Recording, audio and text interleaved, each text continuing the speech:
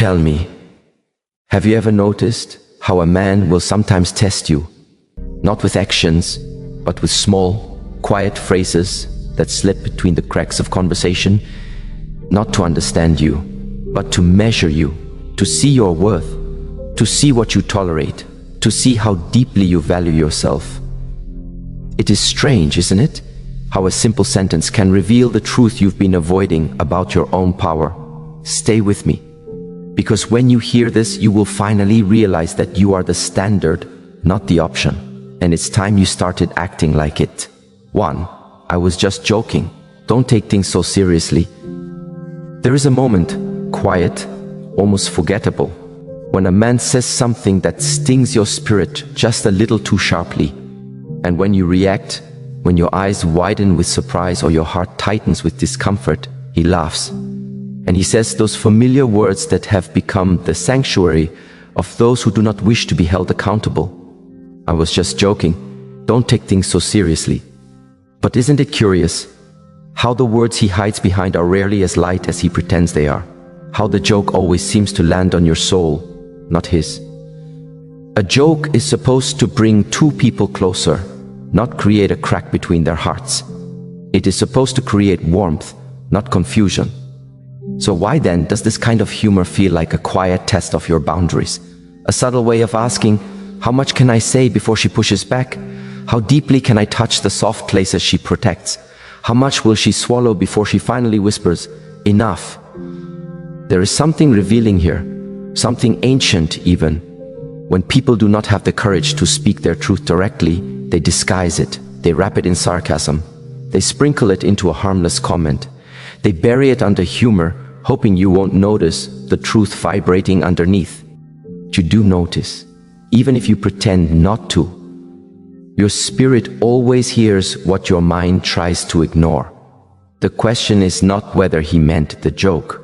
The question is whether you still choose to betray yourself in order to keep the moment peaceful.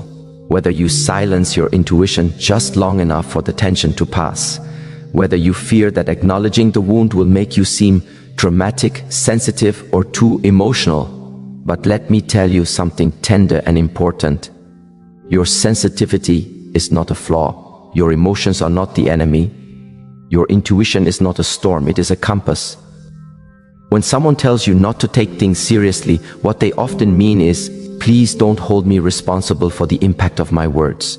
Please don't question the truth. I tried to slip past you. Please don't interrupt the comfort I feel when you allow me to cross your boundaries. You are not too serious, you are aware. And awareness will always make someone uncomfortable if they hoped you weren't paying attention. You don't need to shout, you don't need to fight. You don't need to expose him or explain yourself. You only need to remember this quiet truth. If someone jokes about things that hurt you, they are not joking, they are revealing. And sometimes, the most powerful thing you can do is simply see it. But this leads us to something deeper, something many women feel but rarely speak about. A game played in the shadows of modern relationships. When a man laughs at your feelings, what is he actually trying to avoid? And that question, gentle, sharp, unignorable, leads us into the next discovery. 2. Let's keep things casual, you know. See where it goes. There is a softness in the beginning of every connection, a sweetness, a kind of suspense that makes the future feel like a half-open door. You don't know what's behind it, but you feel something there. So when he says, let's keep things casual, you know, see where it goes, it sounds harmless, even considerate, a promise without pressure. But behind those words lies a subtle test, a gentle tug at the threads of your self-worth.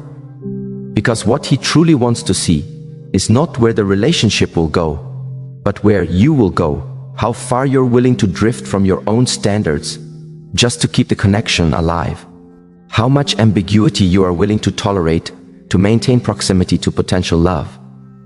He wants to see if your heart will wait in a hallway without doors, if you will invest deeply while he commits lightly, if you will stand still while he wanders. Casual for him is not a pacing choice. It is a position of power, a freedom he grants himself, but not you. Because listen carefully. No woman who values her time, energy, and emotional depth wants to see where it goes forever.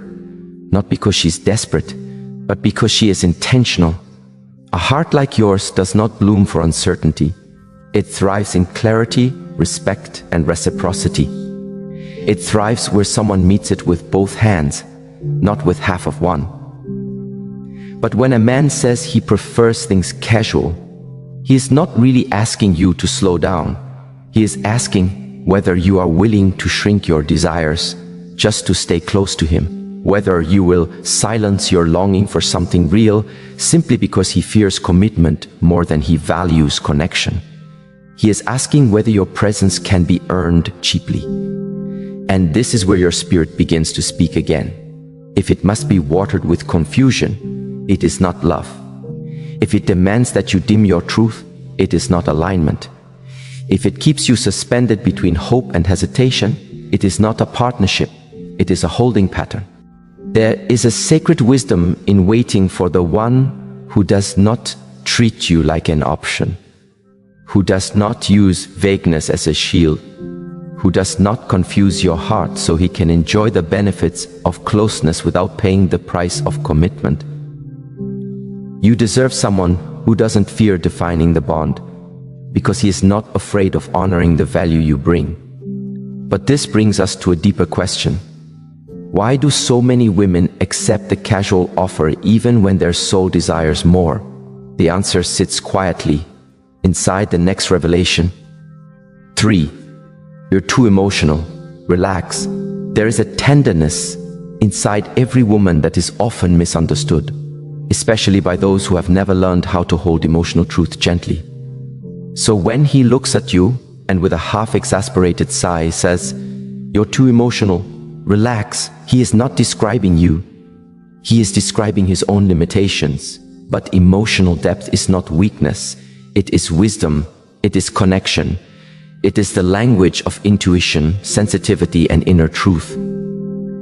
People who are uncomfortable with emotion often try to minimize the emotions of others, not because the feelings are too big, but because their capacity is too small. Relax becomes a command, not a comfort, a way to silence what he doesn't want to confront, a way to dismiss the emotional reality that your spirit refuses to ignore. But your emotions are not storms to be avoided. They are messages, signals, indicators that something in the connection is out of harmony. When your heart reacts intensely, it is rarely because you are too much.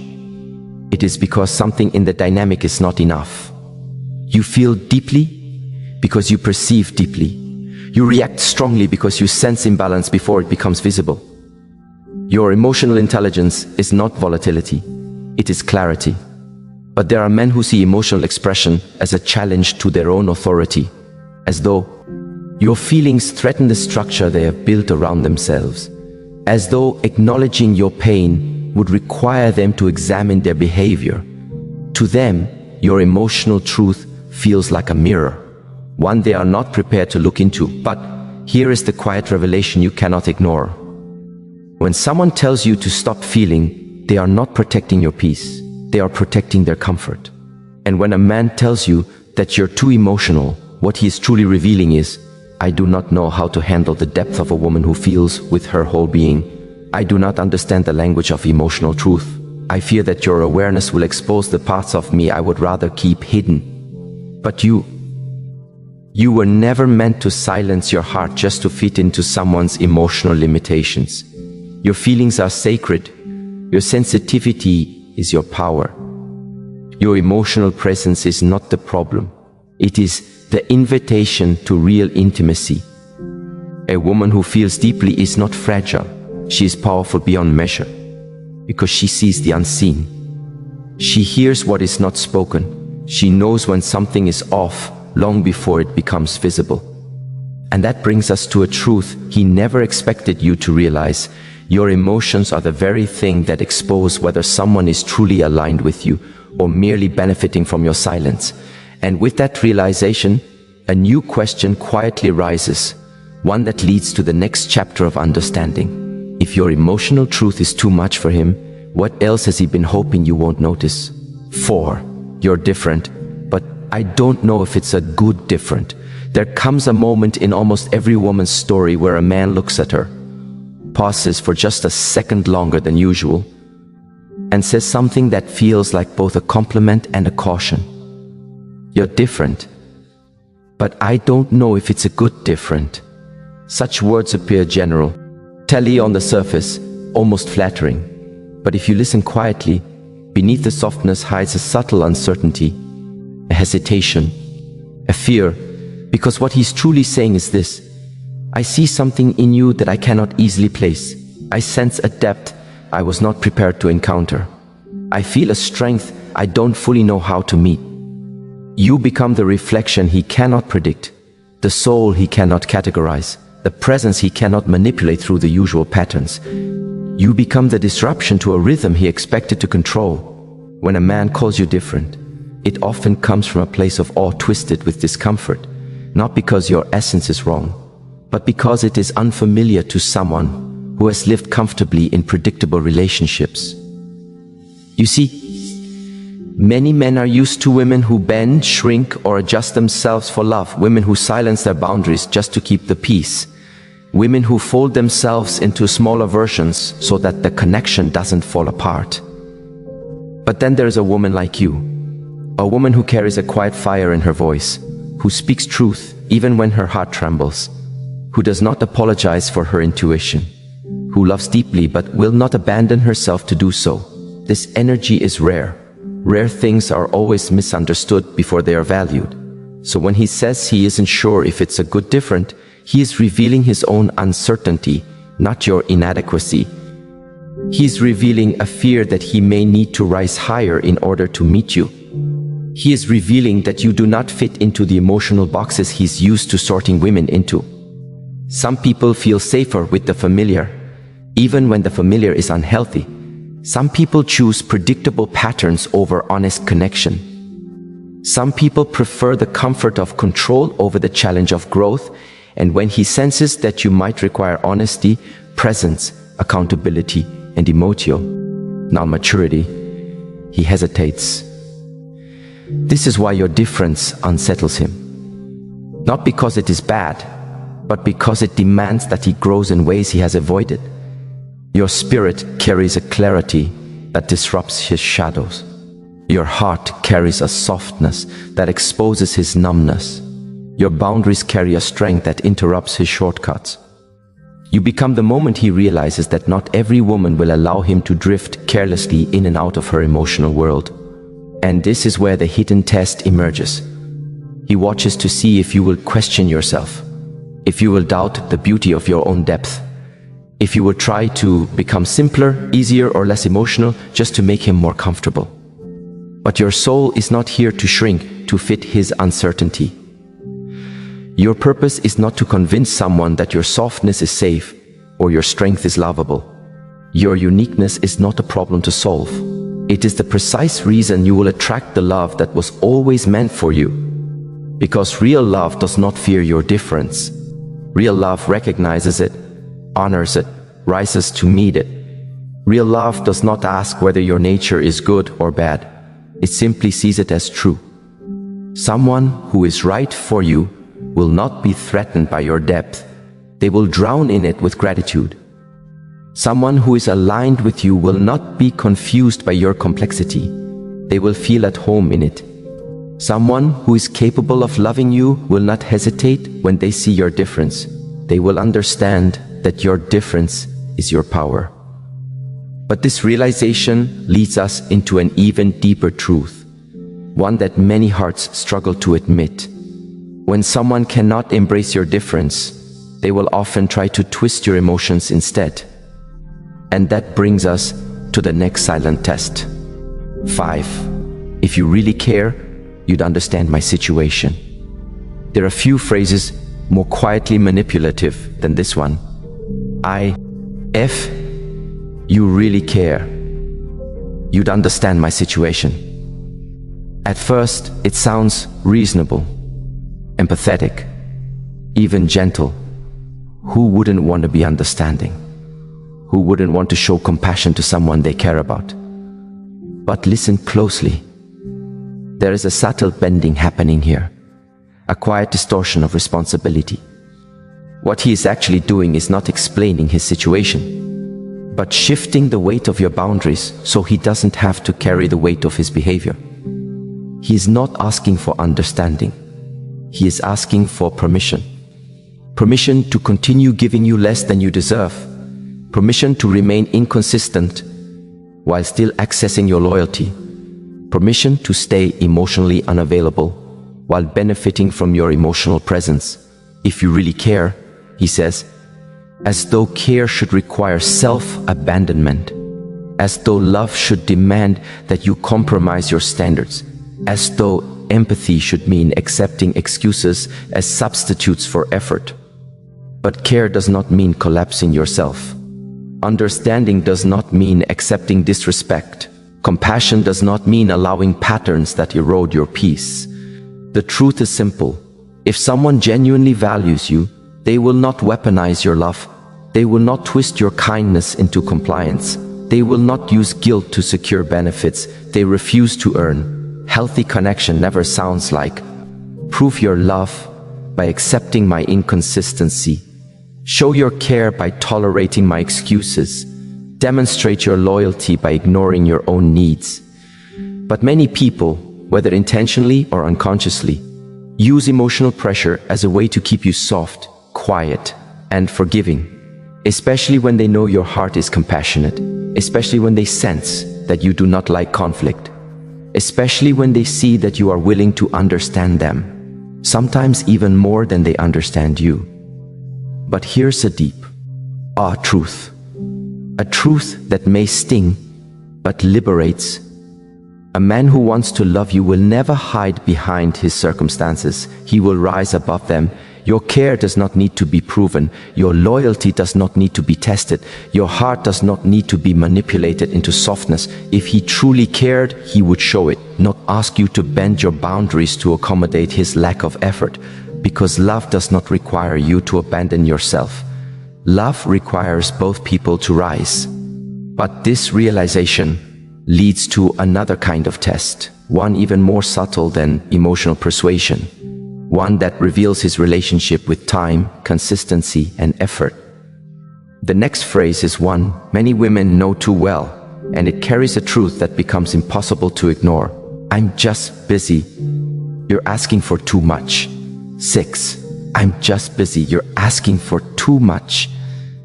There is a quiet ache that forms inside a woman when she hears these words. I'm just busy. You're asking for too much. Not because she demands the impossible, but because she recognizes the familiar pattern. The pattern where her needs are minimized, and his priorities are elevated above the connection. But here is something the heart already knows. No one is too busy for the things or the people they truly value. No one is too overwhelmed to send a message. No one is too occupied to offer consistency. No one is too burdened to show care. The truth is not that he is busy. The truth is that you are not on his list of what he makes time for. And that truth can pierce deeply. It can make you question yourself. Am I expecting too much? Am I being demanding? Should I just be patient? Should I give him more time? But pause, breathe, and return to yourself. You are not asking for too much. You are asking for what is natural in any relationship built on mutual respect, communication, consistency, presence, effort, clarity, reciprocity. These are not luxuries. These are not unreasonable. These are not burdens. These are the foundations of emotional connection. When someone says, you're asking for too much, what they often mean is, you are asking for more than I am willing to give. You are asking for more than is convenient for me. You are asking for something that requires maturity I have not cultivated. And a busy man will always find time for the woman he truly cherishes. Because attraction seeks convenience, but love seeks commitment. It is not the schedule that determines whether a man will show up. It is his heart. When he tells you that you want too much, he's hoping you will settle for less, so he does not have to rise higher. But listen, your desires are not excessive. Your expectations are not heavy. Your needs are not overwhelming. They are human. They are valid. They are sacred. When a man cares, he makes room for you, not excuses. When a man values you, he prioritizes you, not his convenience. When a man chooses you, he shows it, not hides behind busyness. And here is the quiet truth wrapped at the center of your spirit. If someone tells you that your needs are too much, they are simply not equipped to love someone like you. But this realization, this awakening, not only heals you, it prepares you for the next truth, the next revelation, the next layer of wisdom that awaits in the journey of self-worth. Because when a man tries to convince you that your standards are the problem, it reveals something deeper than his excuses. It reveals who he becomes when you start honoring yourself. 7. Let's not label this yet. There is a certain softness to this phrase, a calm, almost gentle tone that makes it feel harmless, even thoughtful. Let's not label this yet, but beneath the softness lies a hesitation. And beneath the hesitation lies a story your heart must learn to eat. When someone tells you they don't want to label the connection, they are not protecting the relationship. They are protecting their options.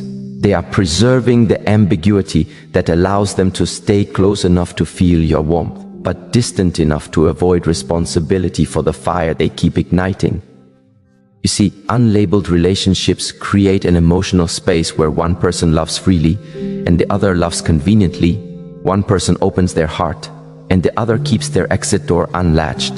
One person invests and the other withdraws without consequence.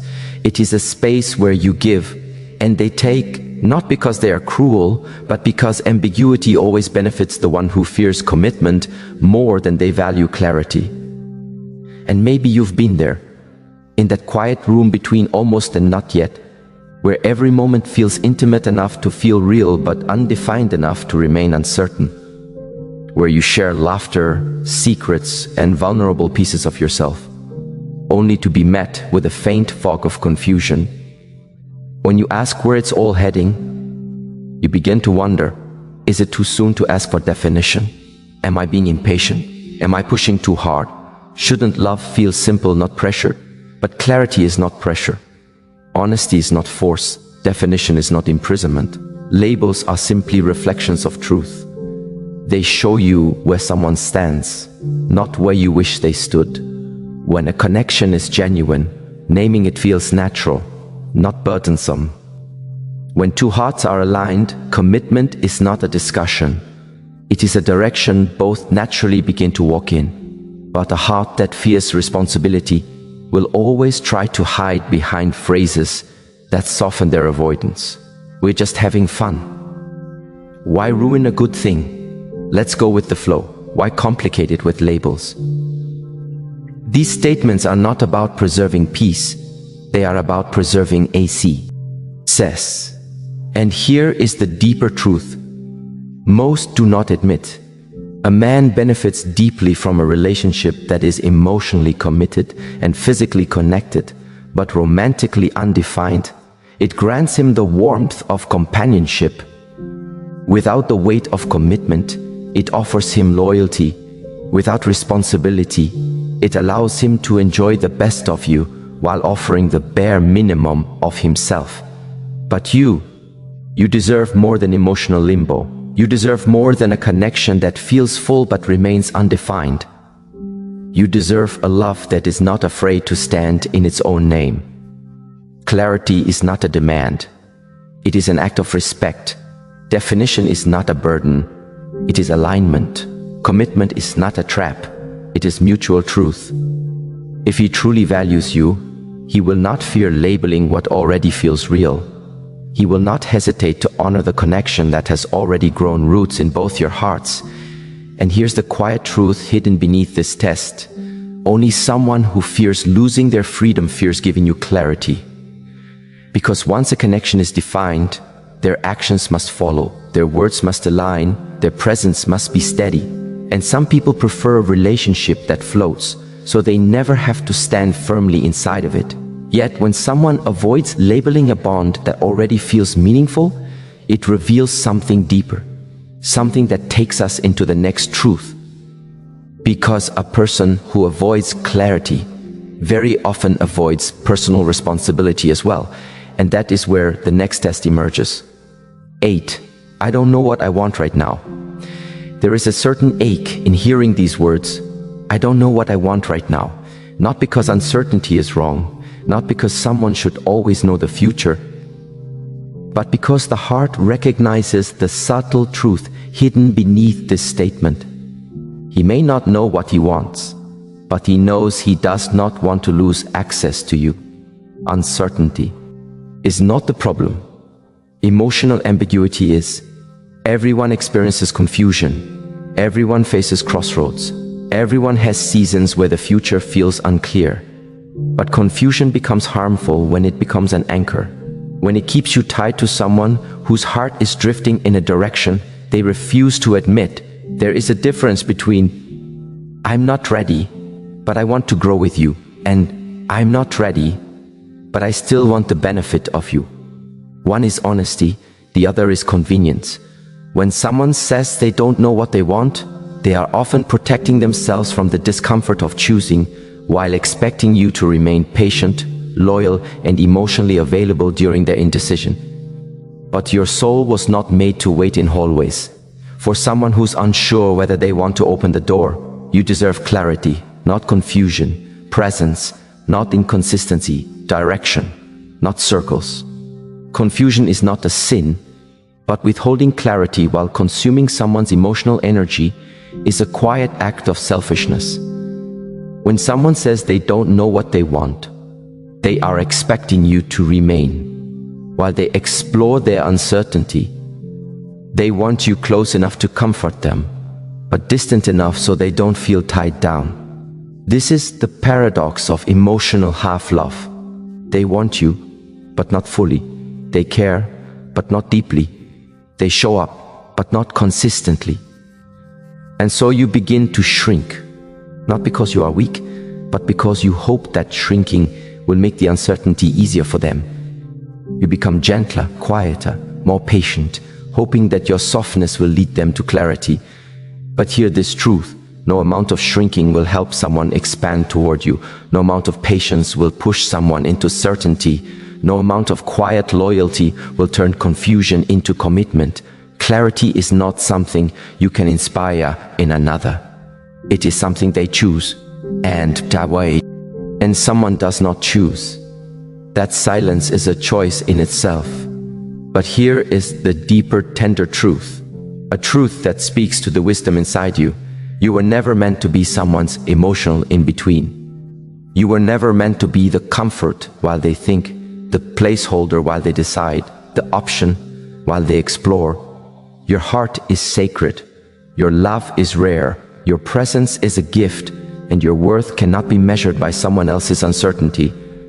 But the heart must learn something even more profound. People who are unsure of what they want often begin to question why you want what you want. And that is where the next illusion emerges. A question disguised as concern, but rooted in avoidance. Why do you even need that from me? 9. Why do you even need that from me? There is a sting hidden inside this question. Why do you even need that from me? It is the kind of question that makes you pause, not because your needs are unreasonable, but because the tone carries a subtle accusation. As though you are asking for something excessive, as though your needs are burdensome, as though wanting love to feel like love is somehow too much. But your heart knows better. You are not asking for too much. You are simply asking for what is natural, human, and deeply necessary. Consistency, reassurance, effort, presence, respect, intentionality, connection, reciprocity. These are not extravagant demands. These are the foundations that allow two people to feel safe in each other's presence. When someone asks why you need something from them, it often reveals that your need requires effort they do not want to give. It is not the need that bothers them. It is the responsibility that comes with it. Because responsibility asks for maturity, Consistency asks for discipline. Presence asks for intentionality. And these are the things people avoid when they fee are showing up fully. But your needs are not flaws. They are reflections of your emotional integrity. They are signs of what you value. They are reminders of who you are when you love deeply and intentionally. To need honesty is not weakness. To need consistency is not insecurity. To need clarity is not pressure. To need commitment is not desperation. To need is human, and yet many people project their discomfort with responsibility. As a criticism of your needs, they twist your desire for connection into an accusation of neediness. They turn your boundaries into complaints. They turn your longing for emotional safety into something you should feel guilty about. But here is the truth your soul must remember. If someone resists giving you what you need, it is because they are not ready to love at the level you love. Not because you are asking for the wrong things. Your needs expose their limitations. Your depth exposes their emotional surface. Your clarity exposes their ambiguity. And so they ask, why do you even need that? To hide the truth they are not ready to face. They cannot give it. And if they cannot give it, you should not dim yourself to make their absence feel acceptable. You were not created to love halfway. You were not made to survive on emotional crumbs. You were not designed to shrink your heart until it fits the comfort of someone who fears depth. You deserve someone who says, tell me what you need. I want to meet you there. You deserve someone who says, your needs are not a burden. They are a map to how you love. You deserve someone who says, your heart feels safe here because I'm here fully. But this realization leads you into an even deeper clarity, one that prepares you for the next stage of this journey. Sometimes the way a person reacts to your needs reveals more about their intentions than their words ever will. 10. I dawn. At care what you do, the test of your self-respect. There is a moment in every woman's life when she hears this sentence, spoken casually, lightly, as if it means nothing. I don't care what you do. Yet something inside her stirs, not loudly, not violently, but quietly, like a thread being pulled from deep within the soul. Because those 6 words are not simply a statement. They are a test, a mirror, a doorway. They ask you without asking, what do you care about? What do you think you deserve? What truth will you stand on when someone withdraws their interest, their attention, their presence, to see if you will lose yourself trying to pull them back? When someone says, I don't care what you do, they are asking whether your self-respect is rooted in their approval or in your own identity. And here is the quiet truth hidden beneath the noise of emotion. People only test you when they are unsure of themselves. People only pull away when they want to see who will chase. People only pretend not to care when they are trying to find the shape of your devotion. But you were never created to shrink into someone's uncertainty. You are not designed to fit into the small space they offer you when they are afraid of commitment, clarity, or emotional transparency. You were created to stand firm in who you are, even when someone else steps back hoping you will fall. True self-respect is not built in seasons of peace. It is crystallized in moments like these, when your dignity is quietly invited to step forward and speak for you. So the real question is not whether he cares, it is whether you do. Do you care enough about your own heart to walk away from emotional crumbs? Do you care enough about your own future to refuse to carry someone who refuses to carry themselves?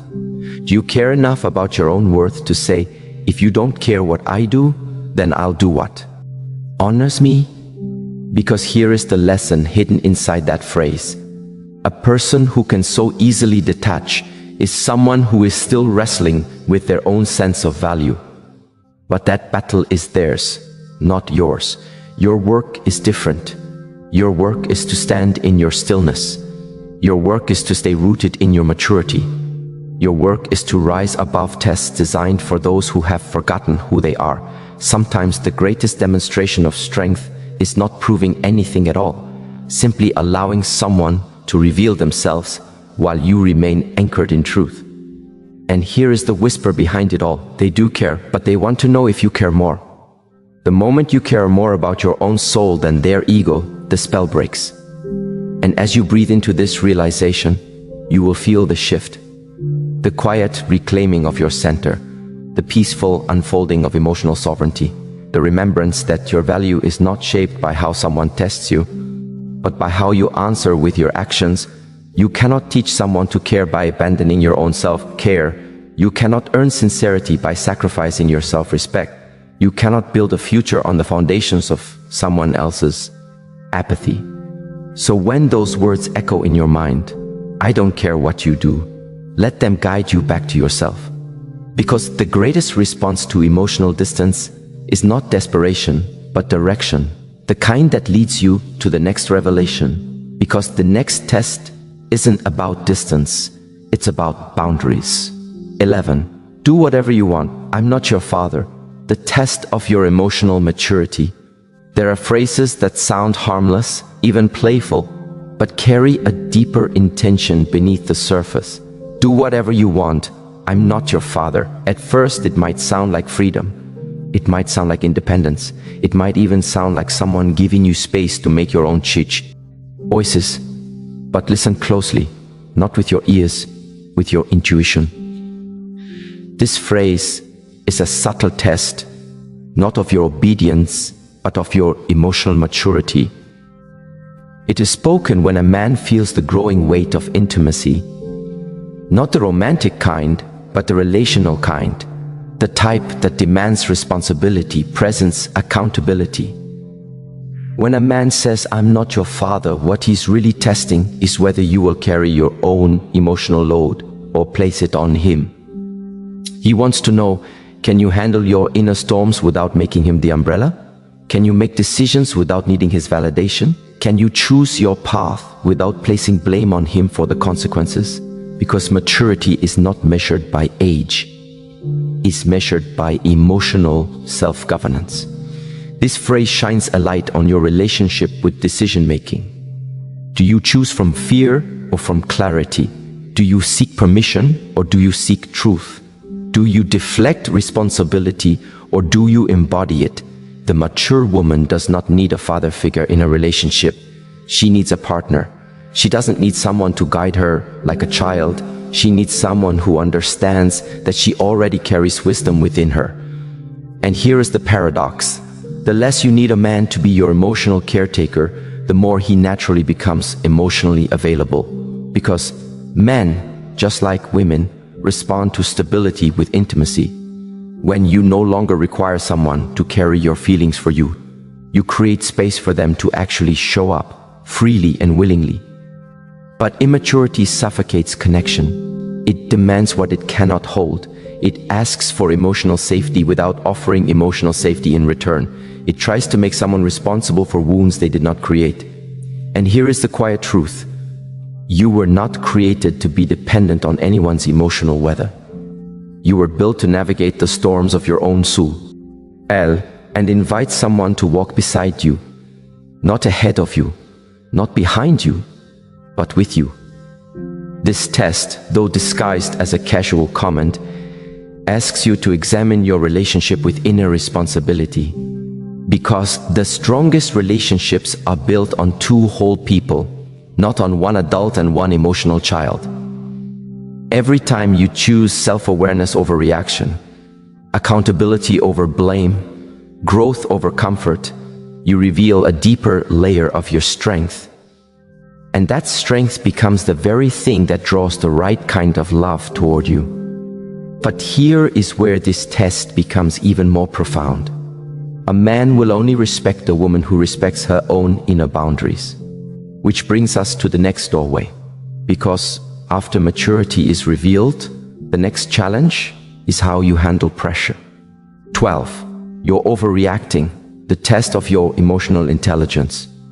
This phrase is perhaps one of the most emotionally manipulative, yet revealing tests that a woman encounters. You're overreacting. At first, it stings. It shakes your confidence. It makes you question your intuition, your emotions, your interpretation of reality. But beneath that sting lies an ancient test. How will you respond when your feelings are dismissed? Will you shrink? Will you explode? Or will you rise into clarity? Because emotional intelligence is not the absence of emotion. It is the ability to feel deeply without losing yourself in the depth. When someone tells you you're overreacting, they are not evaluating the intensity of your emotions. They are evaluating the stability of your expression. They want to see, can you articulate your truth without drowning in it? Can you self-regulate even while feeling misunderstood? Can you remain grounded while someone else pulls away from the conversation? Emotional intelligence is the ability to hold two truths at once. I feel this deeply, and I see, and express it calmly. It is the dance between passion and composure. A person who uses this phrase wants to know whether you rely on emotional escalation to be heard, or whether you can speak softly and still command respect. And here is the secret. When you regulate your emotions, you elevate your value. Because emotional stability is not about being quiet, it's about being clear. Clarity cannot be dismissed. Calm cannot be manipulated. Truth spoken without chaos becomes impossible to ignore. When you respond with grounded confidence, I'm not overreacting, I'm expressing something that matters to me. You shift the entire energy of the encounter. You no longer fight for permission to feel. You claim your right to feel. You no longer need someone to validate your emotions. You validate them yourself, and that is emotional intelligence, the ability to remain present even when someone tries to destabilize you. But something even deeper happens in that moment.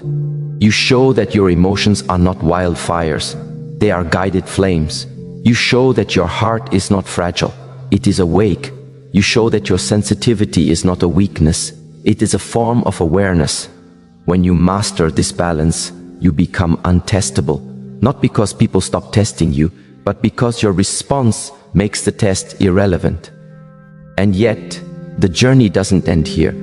Because once you master emotional intelligence, the next test will ask you something even more powerful. Can you remain aligned when love becomes uncertain? 13. I was just joking. The test of your emotional awareness. There comes a moment in every woman's journey where words become daggers dressed as feathers, soft enough to slip past your initial defenses, sharp enough to pierce the places you keep guarded. And one of the most subtle blades is a simple phrase, spoken with a shrug, a smirk, or a dismissive waff. E of the hand. I was just joking. But deep down, your heart knows the truth. Not every joke is innocent. Not every laugh is harmless. Not every playful remark is without intention. Because humor can be a mask. And behind that mask, a person reveals their true perception of you. Their frustrations, their insecurities, and sometimes their hidden resentments.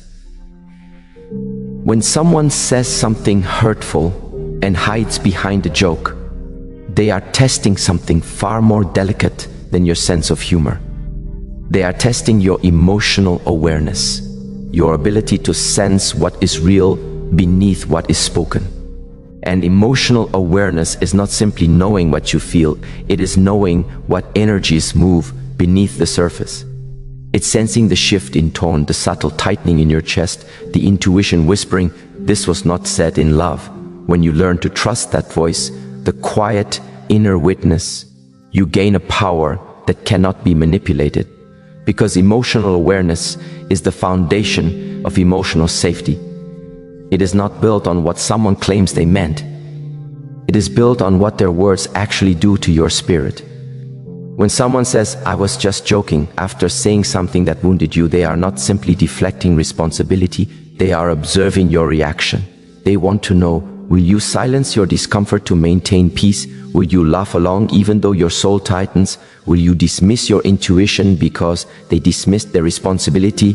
Will you shrink to avoid conflict? Or will you stand in the quiet truth of how it made you feel? This moment becomes a crossroad.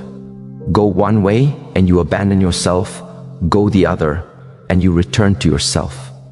And the difference between those two choices is the difference between needing someone's approval and honoring your own boundaries. Emotional awareness teaches you that not every joke a joke. Some are tests disguised as humor, some are warnings disguised as playfulness, some are confessions disguised as laughter.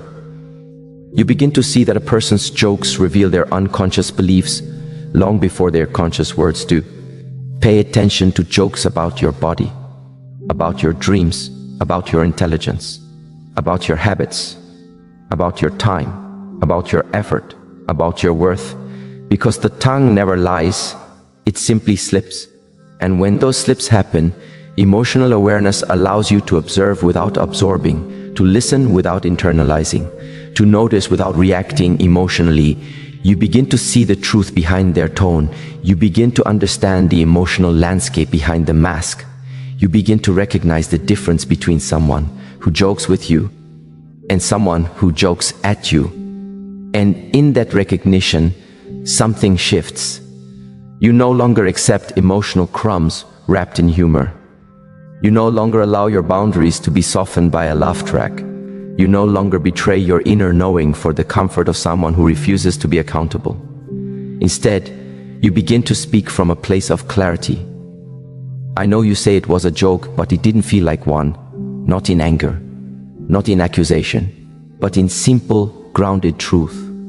And when you speak from that place, calm, centered, aware, it reveals something deeper.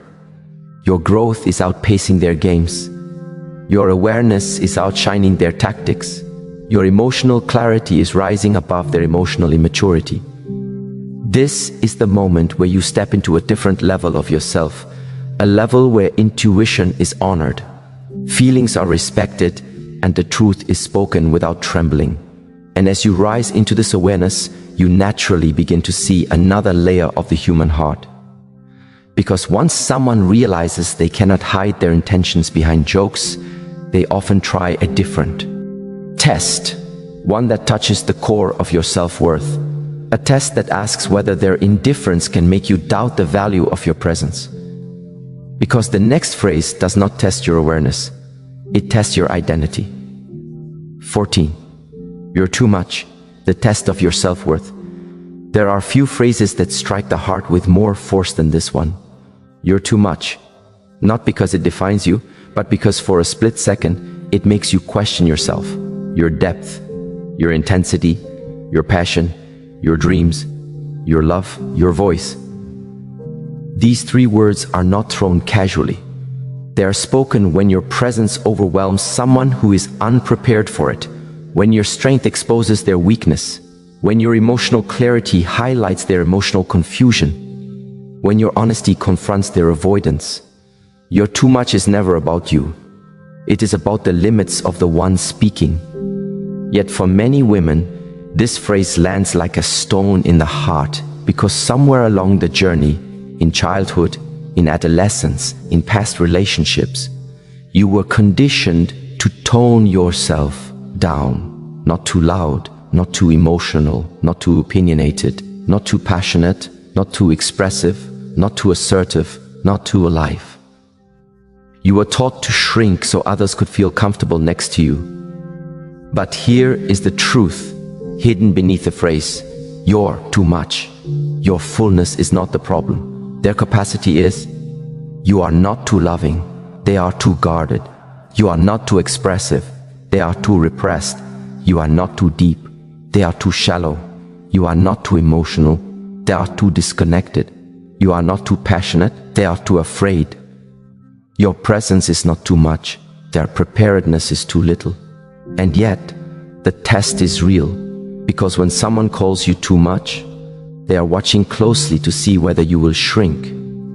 They want to know, will you make yourself smaller to fit their emotional limitations? Will you dim your light to soothe their insecurities? Will you silence your truth to protect their comfort? Will you apologize for your intensity? Will you choose loneliness over authenticity? Your response reveals the state of your self-worth, because self-worth is not proven when you are adored. It is proven when you are misunderstood. It is revealed when your fullness is met with discomfort. It is revealed when your fire is met with fear. It is revealed when your depth is met with avoidance. True self-worth whispers. You may think, I'm too much, and that's okay. I am not too much for me. And when you stand in that truth, not defensively, not aggressively, but peacefully, you rise into a different version of yourself. You become the woman who loves without shrinking, who speaks without apology, who expresses without permission, who feels without shame, who dreams without limits. And the more you embrace your fullness, the more life begins to rearrange itself around your identity instead of your insecurity. People who cannot handle your truth will drift away. People who cannot meet your depth will step back. People who cannot honor your presence will fall silent. And like the tide clearing the shore, their absence creates space for something new, for connections that do not fear your intensity, but welcome it, that do not shrink from your light, but grow within it, that do not call you too much, but call you just enough. Your self-worth is not measured by how many people stay. It is measured by how deeply you remain rooted in yourself when they leave. And as you anchor in this truth, something even more powerful begins to rise within you. The understanding that your worth is not given by anyone. It is remembered by you. And once you remember your worth, you begin to see that the tests do not stop here. Because after a person sees that you cannot be diminished by their words, they begin to test something even more delicate, the quality of your silence. And the next revelation begins where your voice meets the quiet. 15. Do you really think you deserve that? The test of your vision. There are moments in life where the question is not directed at your actions, but at your identity. Where someone's words don't challenge your choices, but challenge your right to choose. And few phrases strike this chord as sharply as the quiet, loaded question. Do you really think you deserve that? It seems innocent at first glance, as if someone is gently asking you to reflect. But beneath the surface, it carries an undercurrent that touches something far deeper.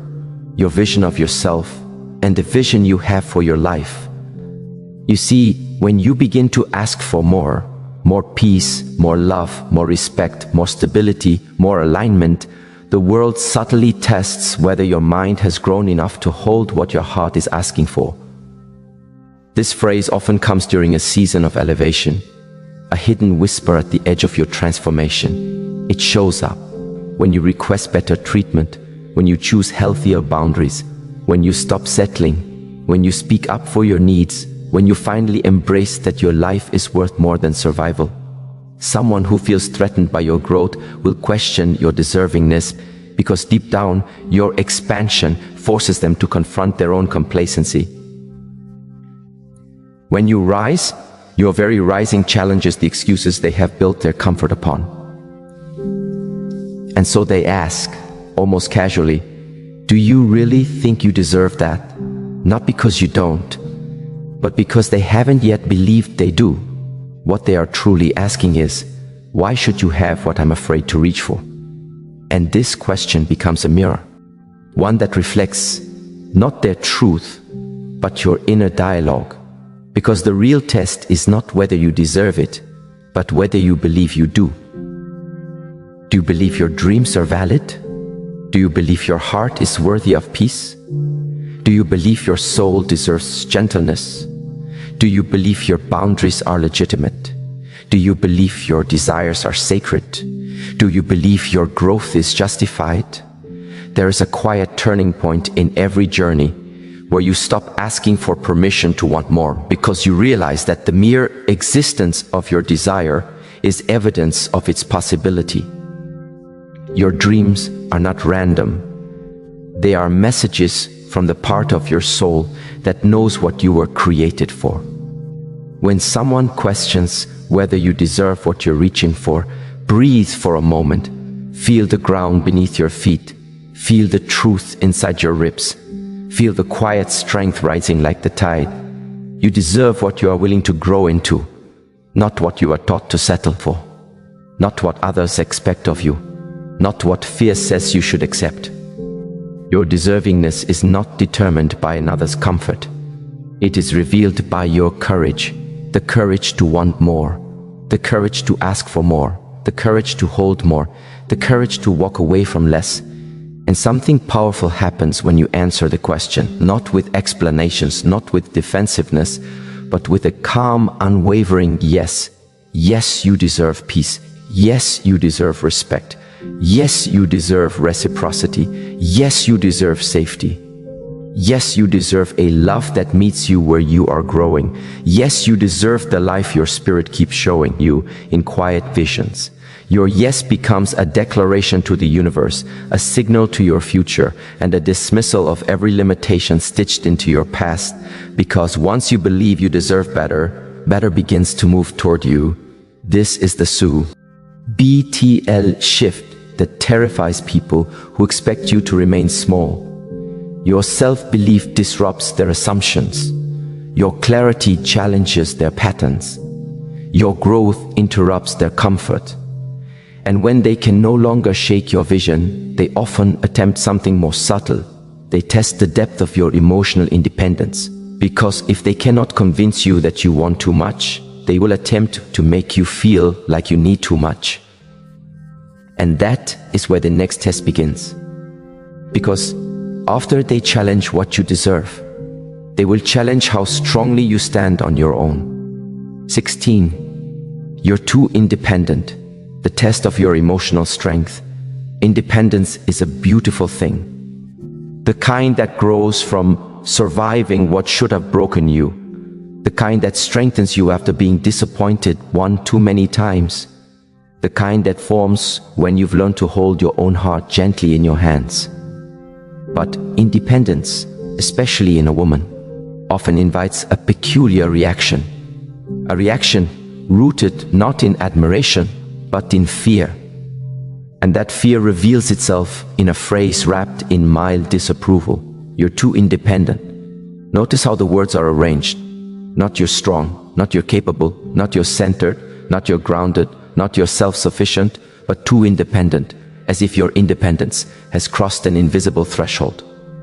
As if your autonomy has become an inconvenience, as if your emotional stability threatens the way they measure their own worth.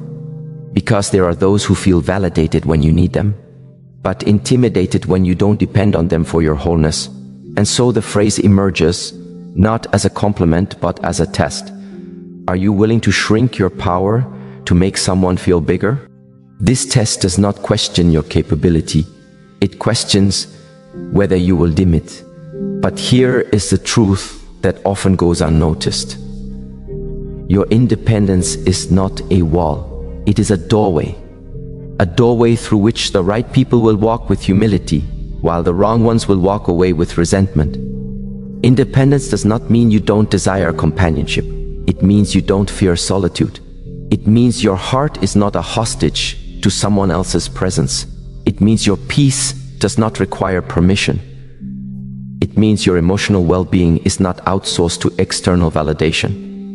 And this terrifies those who rely on your dependency to feel needed. A dependent woman can be controlled. An independent woman must be met. Your independence demands a partner, not a parent.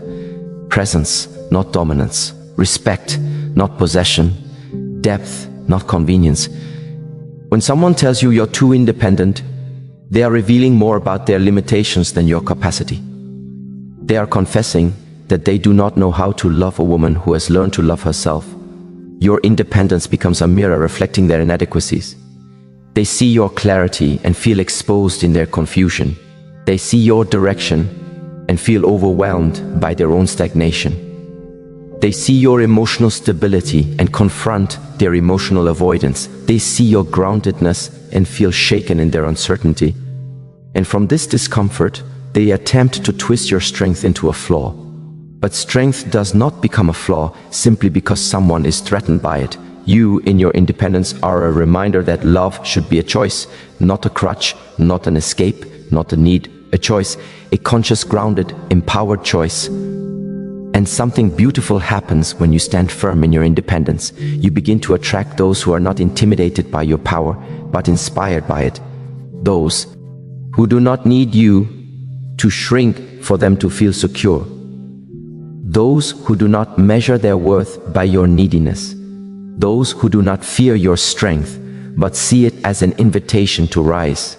Because independence does not kill intimacy, it purifies it. It removes attachment built on fear. It removes connection built on desperation. It removes relationships built on emotional imbalance. It creates a space where two whole individuals can meet without losing themselves. And this understanding opens the heart to a profound truth. The goal was never to become independent to avoid love. The goal was to become independent so you could recognize real love when it arrives. And when you reach this level of emotional strength, something shifts deep within you.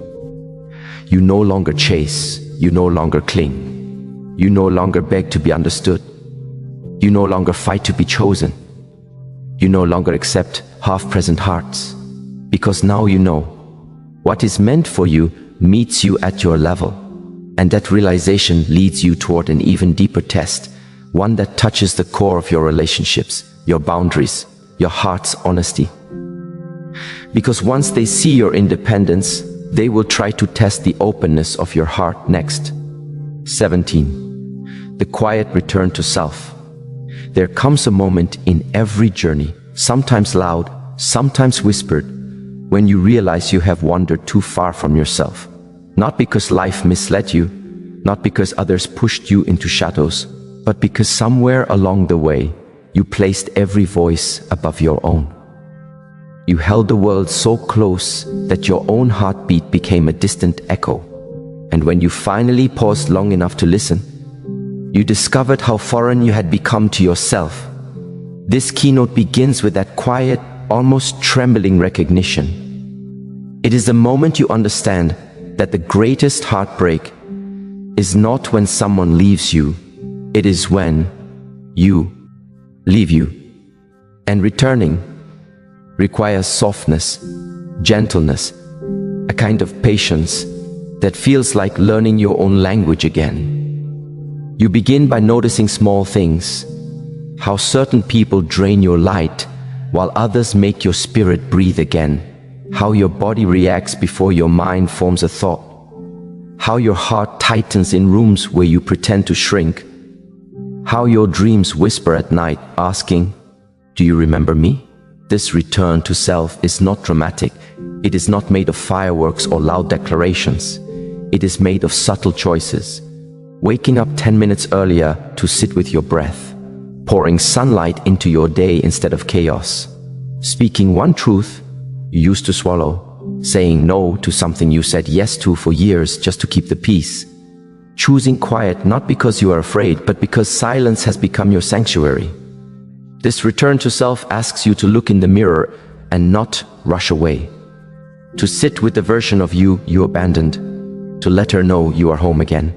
You begin to recognize your own patterns, how you overgave to avoid feeling unworthy, how you became the hero for everyone else while saving nothing of yourself, how you carried burdens that were never yours, believing love required sacrifice even when it cost you your soul. But as you rise back into yourself, you begin to see something miraculous. You didn't lose your worth, you only misplaced your attention. And slowly, your soul begins to trust you again. It watches you choose differently. It watches you protect your peace. It watches you create boundaries not out of anger, but out of deep reverence for your own life. Returning to yourself is a sacred homecoming. It is remembering that you are not here to be diluted, dimmed, or distracted. You are here to be whole. And as you return, piece by piece, something else awakens. The realization that some people were only comfortable with you when you were lost. Some relationships thrived on your confusion, your silence, your self-forgetting. But now, your clarity threatens them. Your alignment disrupts the imbalance they benefited from. Your healing exposes the truth they hoped you would never see. And this return to self forces one more understanding. Some people cannot walk with the version of you who has finally come home. And that realization is the beginning of the next transformation. Because coming home to yourself is only the first step. The real question is what you do with this newfound inner power. And that leads us to the next keynote. When you finally return to yourself, the world around you shifts. Now you must decide who remains and who cannot continue with you.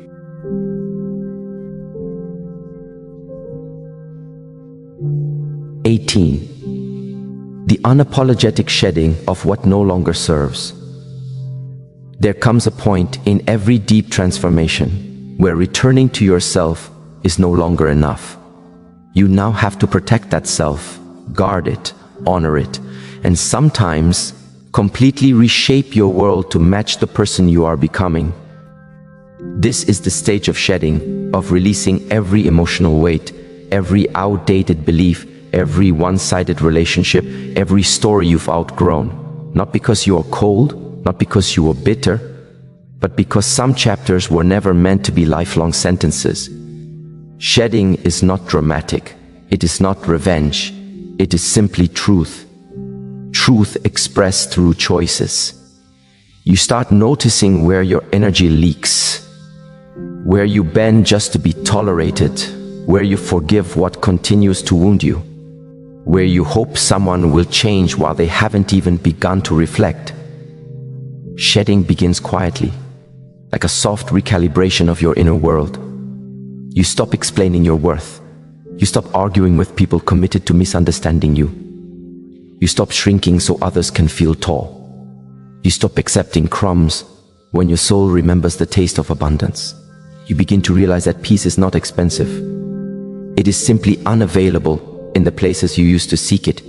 And in this stage, something profoundly human happens. You grieve what you release, even when it was hurting you. Because letting go is not just about freeing yourself. It is also about acknowledging what you once believed, what you once hoped, what you once gave your heart to. You do not walk away without emotion. You walk away with wisdom. You let go of the friendships that only existed when you were convenient. You release the relationships that fed on your empathy but offered none in return. You shed the silent rules you lived by. Be nice, even when it hurts. Be available, even when you're tired. Be forgiving, even when they don't learn. You are rewriting the terms of your existence. And as you shed, you rise, not quickly, not recklessly, but with intention. You rise because the weight you carried was never your true identity. You rise because you finally realize you were never meant to live small. This shedding creates space. Space for clarity, space for alignment, space for the version of you that was buried beneath obligation, guilt, and years of self-neglect. And with every layer you release, you grow lighter, more aware, more rooted in your truth. But shedding has a deeper layer, one many avoid. You must also let go of the versions of yourself that no longer serve you. The one who settled because she didn't know better. The one who begged for love instead of embodying it. The one who apologized for her own boundaries. The one who performed strength because she feared rejection. The one who carried pain as proof of her loyalty. Releasing these versions of yourself is the most sacred kind of courage. It is standing in front of your past with compassion, saying, I honor who you were, but I cannot remain you anymore. This keynote reaches its climax at the deepest truth. Life will keep offering you the same lesson until you finally choose yourself. And choosing yourself requires letting go without bitterness, without fear, without hesitation. Trusting that what is meant for you needs no force, no chasing, no bending. It will meet you in your clarity.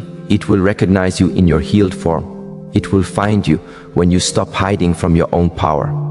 Shedding sets the stage for one final realization. A realization that will redefine how you move forward, how you love, how you exist. You are not just releasing what is wrong. You are preparing to receive what is right. And that leads us into the next evolution of your becoming. Because once you shed the weight of the past, something extraordinary begins to move toward you, and it asks only one thing, that you make space for it.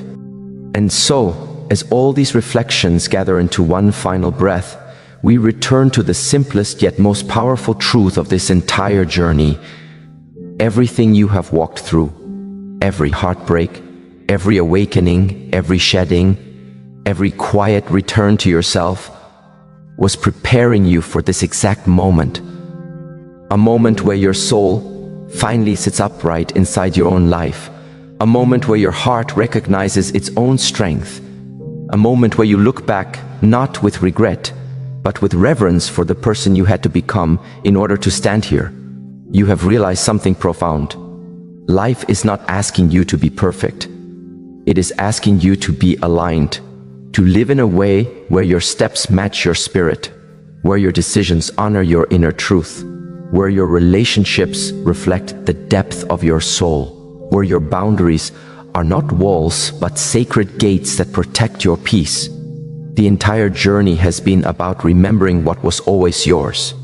Your power, your dignity, your intuition, your capacity to love without losing yourself, your ability to walk away without bitterness, your courage to stand alone without fear. You discovered that growth is not loud, healing is not theatrical, transformation is not a performance. It is in the small choices, the quiet mornings, the soft realizations, the internal shifts no one sees, but everyone eventually feels. You learn that not everyone is meant to continue with you, and that is not betrayal, it is evolution. You learn that stepping into your worth will unsettle those who relied on your doubt. You learn that releasing the wrong things makes room for the right ones. You learn that your soul has been waiting for you to choose yourself, fully, unapologetically, consistently. And now, at this closing moment, something inside you is different, calmer, clearer, more grounded, more awake. You no longer fear the unknown, because you have become the guiding force within your own life. You no longer chase validation, because you have discovered the richness of your own presence. You no longer cling to endings, because endings have taught you how beginnings find their way to the brave. This is the new chapter, one where you move with intention and walk with a spirit that no longer trembles in its own power. One where you stop trying to fit into places that do not recognize your light. One where you trust the timing that once frustrated you. One where you rise without asking permission. One where your softness is not a weakness, but a form of strength the world rarely understands. So as you breathe into this final moment, let this truth settle gently into you. You are not becoming someone new. You are returning to who you were always meant to be. A woman of depth, a soul of clarity, a heart that knows its own value, a spirit that refuses to be dimmed. Walk forward with grace. Walk forward with intention. Walk forward with the quiet confidence of someone who has finally come home to themselves. Because everything you've learned has led to this one silent revelation. You are ready for the love you deserve, the peace you've prayed for, the purpose that has been waiting for your arrival. You are ready to live, not in pieces, not in fear, not in survival, but in the fullness of your own becoming. And the world has been waiting for this version of you.